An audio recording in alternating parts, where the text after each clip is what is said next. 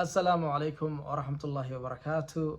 مركله كسو دوادا موقال كله موقال كان وحنجعلها إن كسو قد بيو هل قضب أما هل فكرة أما هل فائدة أو عن كبرتي أما عن كأخريي بوق عن أسبوع عن أخريي بوق عن مجلس وحلي هذا 40 حديثs on leadership and governance أفرتن حديث أو كصابسن هجامنتا يماملك waxaa qoray nin sheekh ah oo daaci ah oo Kenyaati ah oo magaciisa la yiraahdo Yahya Odingo. Yahya waa nin sheekh ah, waa nin qoraa ah, waayig hore wuxuu ahaa nin Christian balse Ilaahay subhanahu wa ta'ala ayaa soo hanuuniyay. waxyaalaha cajiibka ay ku yihiin buwaagtiisa Yahya Odingo waxa weeyaan mar walba waxa uu si fiican oo fudud oo qoraagu akhrisan karo isku dhaxgeliyaa aqoonta diinta iyo aqoonta maadiga. buwaagtiisa marka akhrisataan aad ayaad ugu heleysaan. waxaan jeclahay xadiid ka mid ah xadiidtaas uu Yahya Odingo buugiisu uu ku qorayo in aan markaas wax yar aan idinla wadaago. xadiidkan waa xadiid saxiix ah. nabiga sallallahu alayhi wasallam waxa uu leeyahay inama al-imaamu junnah yuqaatalu min waraa'ihi wa yuttaqa bihi.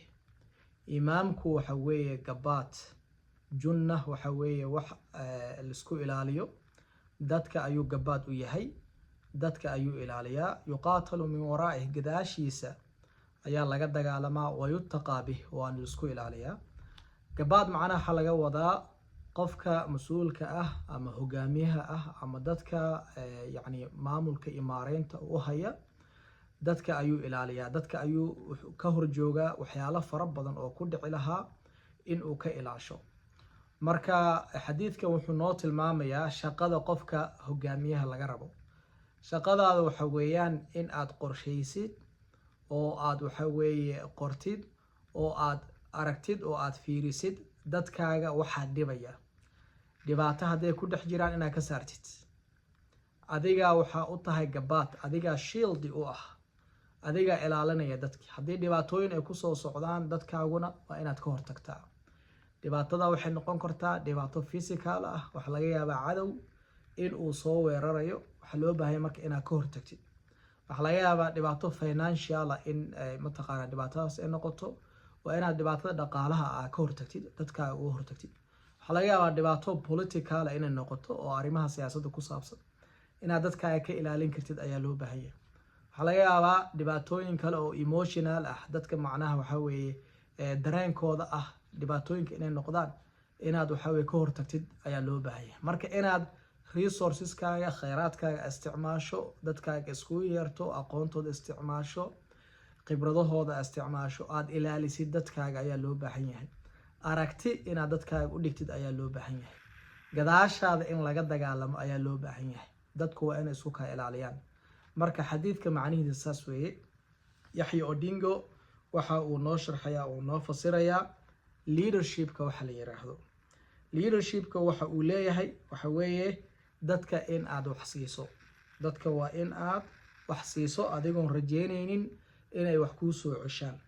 dadka waa in aad care siiso, dadka waa inaad ka naxid, dadka waa inaad u naxariisatid adigoo aan rajeynayn in markaas waxa weeye dib lagu soo cesho. dadka waa inaad waxa weeye taageertid dadkaaga adigoon rajeynayn in lagu taageero. dadka waxa weeye in aad waxa weeye chaos haday galaan, haddii mataqaanaa buuqi qeylo iyo ay bilaabato waa inaad ka saari kartid. dadka waa inaad kalsooni siin kartid, dadka waa inaad rajo siin kartid, dadka haddii dhexdooda shaki uu yimaado waa inaad ka bixin kartid. leadershipka lagu sheegayo isbedel waa inaad keentid ayuu leeyahay Yahya Odingo. marka faa'iidadaas iyo qodobkaas ayaan jeclahay oo ku saabsan hogaaminta maamulka imaareynta in aan idinla wadaago. videogan insha allahu tacaala like saara, comment gareeya, wixii su'aal ah waa dhinaciina khayr badan baan idin rajeynayaa. wassalaamu calaykum waraxmatullaahi wabarakaatu.